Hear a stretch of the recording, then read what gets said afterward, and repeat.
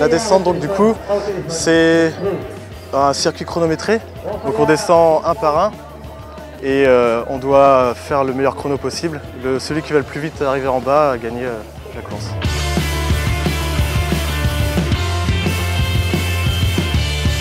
On a créé notre club en 2009, une association qui existe depuis 2007 et on organise tous les ans sur ce magnifique site de la mine, de l'ancienne mine de Logmaria-Berrien, une descente, une coupe de Bretagne de descente VTT.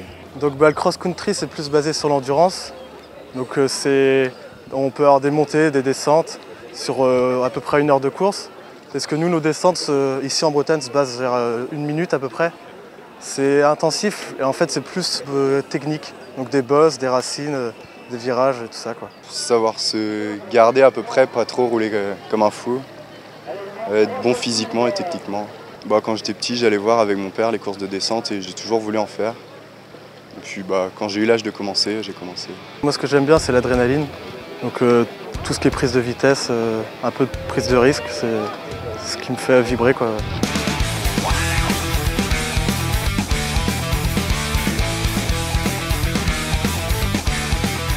On commence par une reconnaissance à pied, donc pour pouvoir voir nos trajectoires.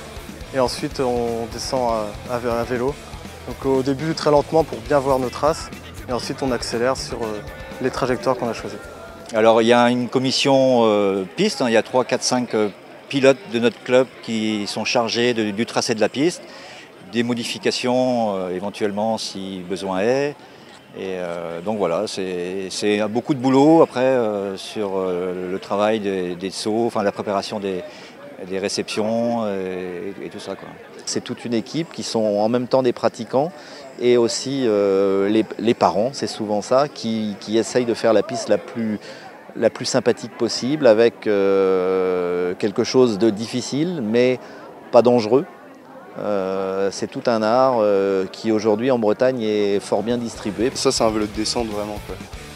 Donc une fourche double T, c'est 200 mm. Après des bonnes roues, un bon cadre à l'arrière, des bons freins à disque.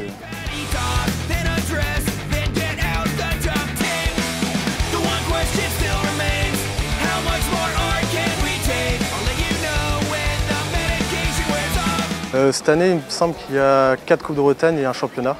Donc ensuite, à chaque course, donc, il y a 3 manches par journée. Et suivant nos résultats, il y a des points qui sont attribués. Et le classement général s'effectue après l'addition de tous les points sur l'année, en fait. Pour pratiquer la descente, il faut avoir de la caisse, donc un peu de fond. Il faut être bon technicien et on va dire pas avoir peur de prendre des ganas, quoi.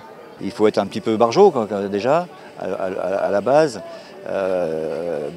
Une maîtrise du vélo, une concentration extrême, un calcul des trajectoires qui peut faire une différence sur une arrivée. C'est tout plein de petites choses comme ça qui font qu'on retrouve toujours les mêmes pilotes aux arrivées, quoi.